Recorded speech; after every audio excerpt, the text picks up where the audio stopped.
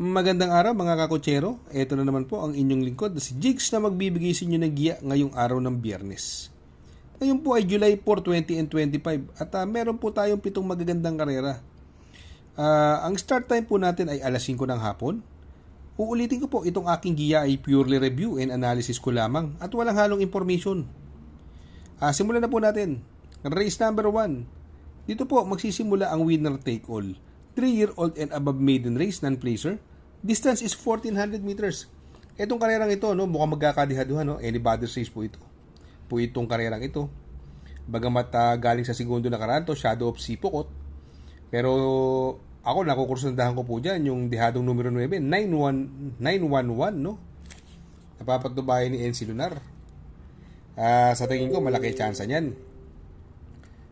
Ito, panigundo ko po ito, yung numero 11, Amaraya. Sakay ni Apprentice Ed Jordan Guerra. Ang magdadala ng unahan dyan, yung Doña Teresita. Ito, sa tingin ko, magandang dihado rin to. Numero 6, si Manila Sound. Napapatubayan naman ni BJB Galieta. Itong karerang ito, anybody's race po. Mga may panalo po dyan. Yan, yung Lord of Sipokot, Shadow of Sipokot. Pares may panalo po yan. Manila Sound, 911, Amaraya, Mr. Bon, may mga panalo po yan. Pero syempre mamimili tayo at sa tingin ko mukhang magkakadihaduhan dito. Ang pili ko po dyan, numero 9, 911. Panigundo ko naman po, numero 11, Amaraya. At isasama ko pong pandiyado, numero 6, Manila Sound. Sa race number 2, kung saan po magsisimula po ang pick 6. Pilracom rating based handicap system race, class 5, 5 split placer. Distance is 1,200 meters. Dito po, meron po tayong 8 kalahok. Itong karerang ito, maraming bagong baba dito, Yung numero 5, Golden 8, bagong baba po ng grupo yan. At yung numero 8, Naughty Angel. So, meaning, itong karerang ito, medyo mahirap. Pero si Golden 8 po, sa tingin ko, siya po nakakalamang dyan, At, sakay po na may gamay sa kanya ni Michael De Jesus. Itong Dynamic Dyna, 2 beses na segundo po ito. At ito ang tingin ko magdadala ng unahan. Malaki po tsansa niyan. Ito naman, G-City, ang baba na rin po sa laban. Ito, maglabas lang po ito. Malaki pong panalo niyan. Sakay ni JL Lazaro. Kaya sa race number 2, pili ko po numero 5, Golden 8. Panigundo ko po, numero 7, Dynamic Dyna. At isasama ko po pandiyado, numero 4, G-City. Sa race number 3, kung saan po magsisimula ang pick 5. Pilracom rating based handicap system race, class 5, 11 to 15 split. Distance is 1,200 meters. Meron po tayong 8 kalahok sa karerang ito, Dito, ang ganda ng numero 1, Malik por Gabriel de Boca, sakay ni John Paul Guse.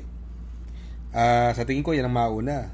Pero may magbibigay ng pressure sa kanya bago mabarin po ng grupo. Numero 7, Believe in Me, sakay ni John Alvin.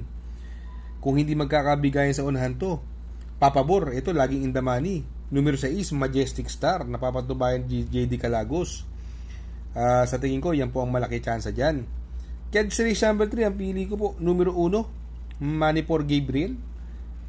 Panigundo ko naman po, numero 6, Majestic Star. Sa race number 4, kung saan po magsisimula po ang pick 4. Pilracom rating based handicap system race, class 5, 5 non-placer. Distance is 1,200 meters. Meron po tayong potong kalahok sa laban na ito. Maraming mabilis. Andyan Iron Hook, Marangal, Awesome Cole, Angel's Crown, Sinag. Parang sprint race to ng mga mabababang grupo. Ang mga purely dramatic, si Himanshi at si West Pakol. Sa tingin ko, nalalamangan po ako sa 2 kabayo lang. Yung laging in the money, numero 5, Sinag, napapatubayan na apprentice na si JL Ciego Jr. na magdadala ng pinakamagaang na timbang na 50.5. Sa tingin kong pwedeng magbibigay ng magandang laban sa kanya, yung numero 7, Himanshi, na sakay ni JR Sargente Ocampo. Gamay niya rin po yan. Mukhang nung karera, inayaw lang po yan Kaya sa race number 4, pili ko po, numero 5, Sinag. Panigundo ko naman po, numero 7, Himanshi. Sa race number 5, Pilracom rating based handicap system race, class 5, 11 to 15 split. Distance is 1200 meters at dito pa merong 8 kalahok, no? Itong laban na ito, race number 8, parang solo ere. Buwaba ng laban, palit hinete. Binigay na po sa mas superior rider, pati dilema na. Numero 8, main event. Para sa akin tong main event, parang pan-solo na sa akin to.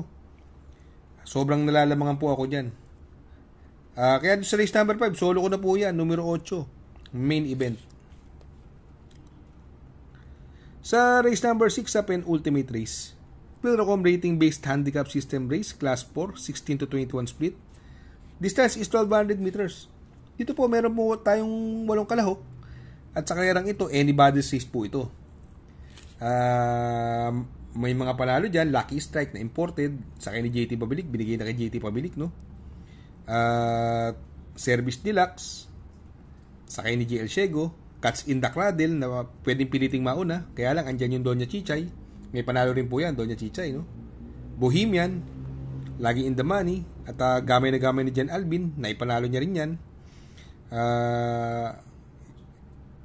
Yung mga yan, sa tingin ko, hindi nalalagpas dyan, sila yung mga panalo sa karerang ito. Ang possible na pwedeng maging senaryo po rito, pwedeng mauna yung Cats in the Cradle at habulin ni Doña Chichay. Pwedeng lumimati yung Service Deluxe, Bohemian, at itong Lucky Strike pwedeng iuna, pwedeng isunod. Pero syempre, mamimili lang po tayo dito. Ang napupusuan ko po dyan, doon po ako sa numero 2, Service Deluxe. Panigundo ko naman po, numero 3, Cats in the Cradle. At isasama ko po pandiado, numero 4, Bohemian. Sa race number 7 sa last and final race, Pilracom rating based handicap system race, class 4, 22 to 27. Distance is another 1,200 meters at dito po meron po tayong 8 kalahok. Dito dami na namang mabilis at kaya lang may mga bagong baba, yung Winter on Fire. Bagong baba po yan.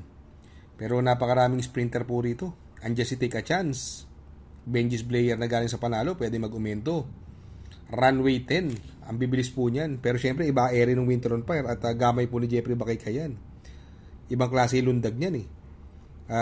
Kaya sa tingin ko, yan po ang horse to beat sa karerang ito.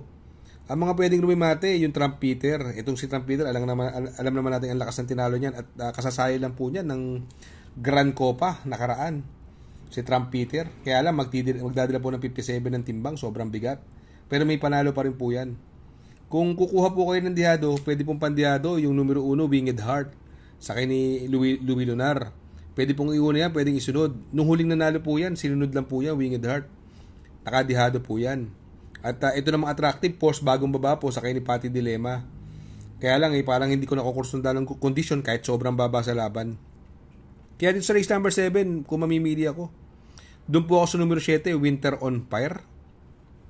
Panigundo ko naman po, numero 2, Trumpeter. At isasama ko pong pandiyado, numero 1, Winged Heart. Shoutout nga pala kay Sir Pax ng Barkadahan OTV. Located po siya sa 1139 New Antipolo Street, Corner Vargas. Malapit lang po sa Abad Santos, yung bagong ginawang tulay. Very convenient and attentive po ang mga tao. Pwede po kayong mag-EB at party while betting on racing. Baka magawi kayo dyan sa Herrera, Corner Oroqueta.